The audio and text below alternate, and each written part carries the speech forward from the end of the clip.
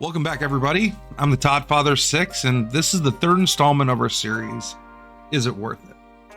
It's a series where I take a look at some of the games offered for free, whether they're shovelware or just independent projects on Steam, and determine, in my opinion, if they're worth your most valuable resource. That's your time. Today's game is Battleclash, a sandbox battle royale with a very unique style. But I have thoughts. Let's get into it, huh? Now, we do need to take note, this is not the 1992 Super Nintendo light shooter of the same title that came out when I was a kid. This is a sandbox medieval-themed multiplayer PvP game that was developed and published by Cyzeck. Cyzeck's also a YouTube creator, and I do have their channel linked below if you want to go check that out, which I suggest you do. They do a lot of work with games they've developed, small little projects, and it's really interesting to see how they go about their process. The style of the game is very simple from a lack of detail perspective, but it's very vibrant with bright colors and dynamic design choices that have been made. You have generalized characters to play with some very interesting clash flourishes, and there are two available maps, a village and a castle, that both have their positives and their negatives in regards to playstyle. Like all other games in this series, the game's only available on Steam.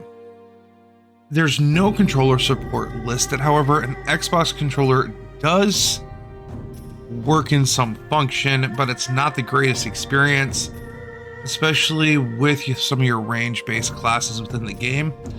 Mouse and keyboard is optimally preferred when playing, even for someone like me who is primarily a controller-based player, but I would suggest, if you do want to give this game a try, using a mouse and keyboard. It just makes the experience a little bit better. The movement in the game feels very clunky.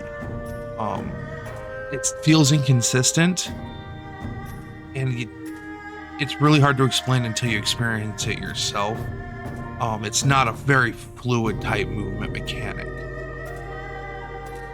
Within the game, you have a series of classes. I believe there's 7 classes to play in the game. And what's really interesting is you don't choose your class. It's not like other Battle Royale games where you choose a set character. Your class is automatically generated when you dive into a game, and then every time you respawn, you get a new class. So you could start off as one class that's a melee class, and your next class could be a spellcaster or a archery class or a stealth-based class, and that continually happens throughout the course of the match. It's a really interesting idea. I really enjoy it, but I can see where some people might not find it as their cup of tea. As far as the classes go, you have the Knight, which is your typical sword and shield based class. It's very defensive based. You have a slash attack with your sword. You have a shield that will help block as long as you utilize the block function. The next class is your archer, which is obvious. You a ranged player using a bow and arrow. You have your wizard, which has a magic attack, which is also ranged, and it's good for mid-range attacks, but too far away it moves too slow and it's not going to hit your target. Your heavy is another class that's very melee oriented. It has a battle axe as its primary weapon, and it does a lot of damage, but it's a very slow and unwieldy weapon to utilize. There's your spearman, which has a spear attack, and it's a longer ranged melee. You don't have to be up close and personal to your target. You just have to be within the parameters of the hitbox of the spear, which is interesting.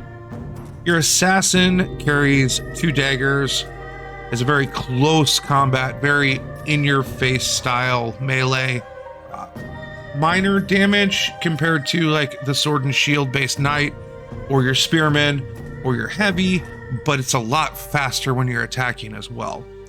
Your swordmaster has a katana, is very close combat as well, and is able to create a nice mid-range of damage. And the movement's a little bit faster when using that specific weapon. And then you have your arbalist, which is your last ranged attacker. It uses a crossbow from mid to long range. It does take a bit of time to reload, but so does the bow. It's about the same between your archer and your arbalist as far as reloading the next round of fire. It's really cool that each class also has their own ultimate ability. It takes a long time to get that meter full and utilize it. In fact, I never was able to fill mine before I died and had to respawn. And as I previously noted, each respawn, as well as your initial spawn, because you don't even pick your class right at the beginning, you are a brand new class. So you have to be very adept at changing your play style if you're playing this game, because you're not always going to be, if you are great at sword and shield, you're not always going to be a knight. Sometimes you're going to be a caster, sometimes you're going to be a heavy, sometimes you're going to be an arbalist, and you have to adapt your play style, which is a very unique thing within the gaming space to do. It was a very interesting idea, and it was actually implemented fairly well, in my opinion. In regards to community for the game, it's a server-based game as far as being able to play against other people. You can either join an existing server if you can find one, or create your own game. Existing games are few and far between, and I think that's partly due to the low number of players that have eyes on the game itself. I was able to get into a few games early on when I downloaded the game. It was a very interesting experience, but most oftentimes you're going to be generating your own game. You have the ability to create a custom game that allows you to manipulate various things.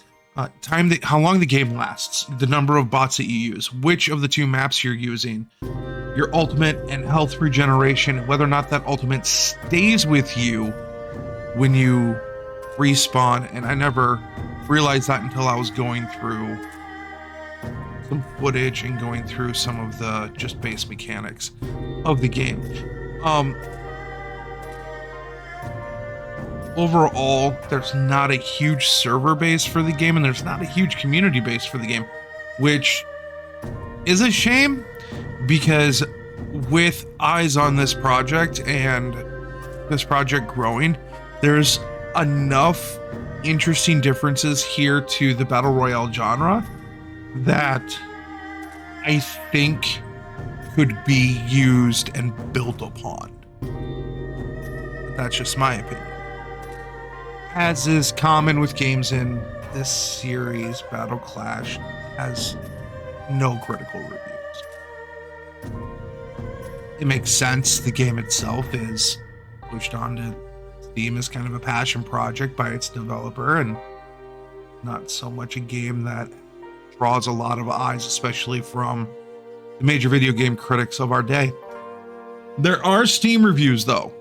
There are, and it's an interesting mixed bag of comments. It's currently listed on Steam as mixed in its recent reviews, but overall it's generally listed as overly positive. A lot of the reviews, as you can see as they come up on screen, range from seeing the potential within the game like I do, to expressing frustrations with empty lobbies and the range of weapons being out of balance.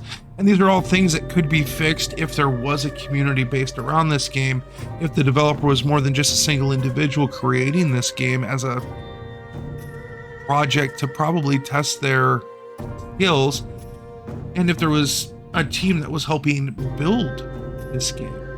These reviews are all public on the Steam page listed for the game, which the Steam page will be listed below, as will the links to the reviews.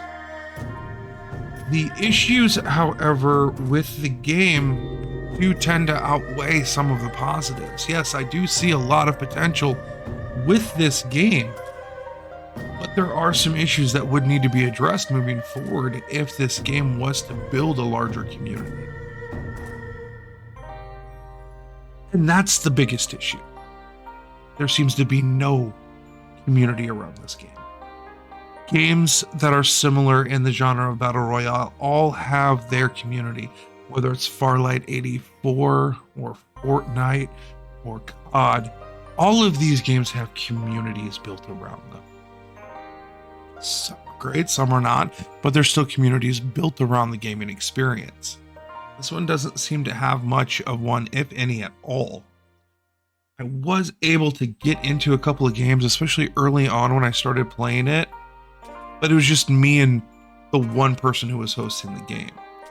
It didn't feel like a battle royale at that point. It felt more like a survival or hunting game as opposed to PvP battle royale style.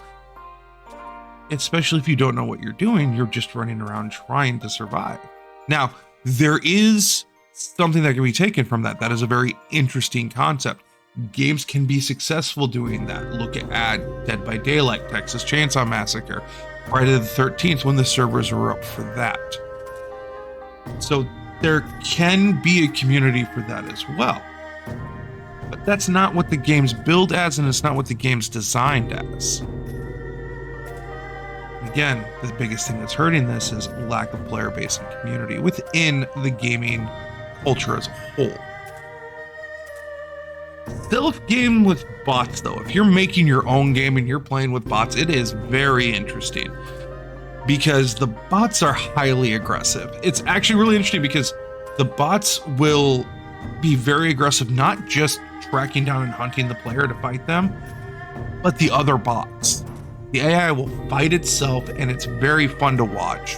It will just attack whatever player character, whether it's a bot NPC or you playing, and it will try to inflict as much damage and take you down as quickly as possible, which is what you would expect a player to do within the game. So the bots behave very much like what I would expect a player to behave within the game. And it was a very interesting, sometimes frustrating experience,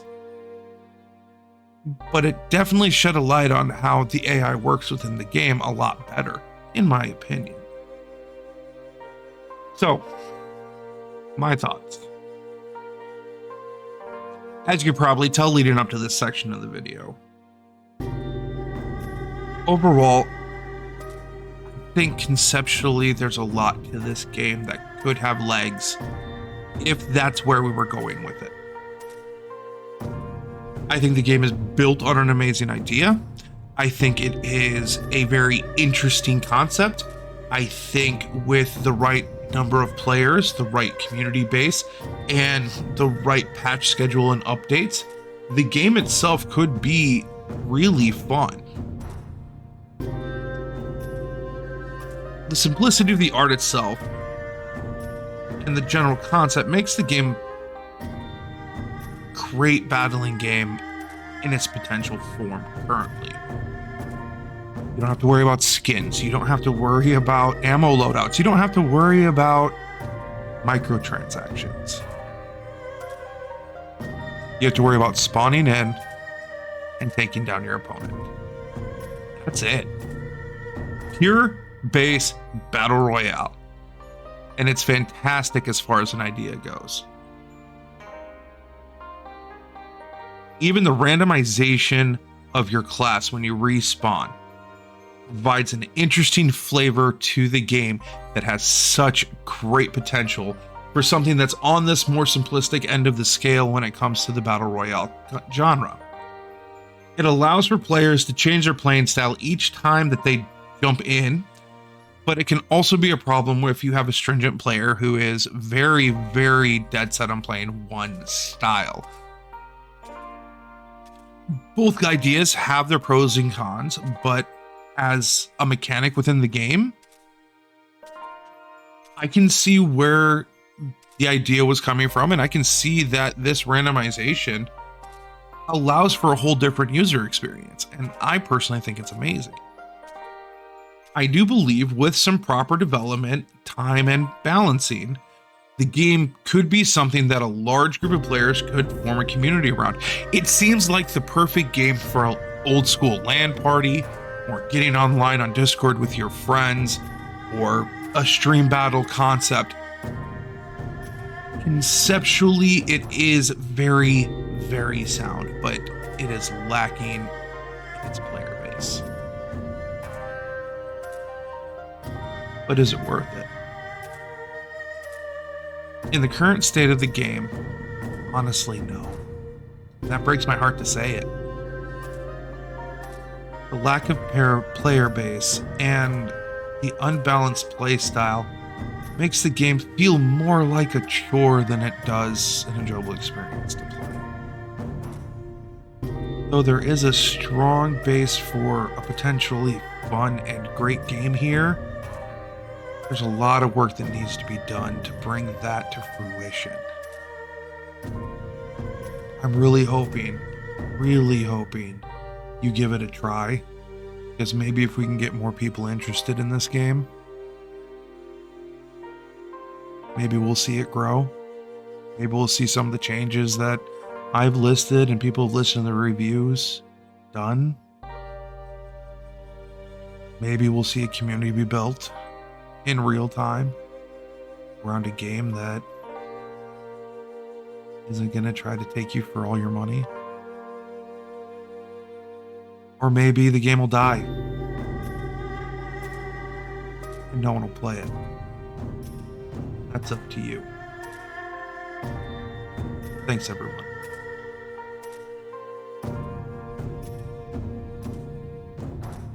Hey everybody, ToddFather6 here signing off. Thank you so much for watching the video. If you want to see more, click the videos that are listed or hit that subscribe button and turn on the notifications in order to be notified when I've got more posted. Until then, as always, be good, be kind, be safe. See you next time.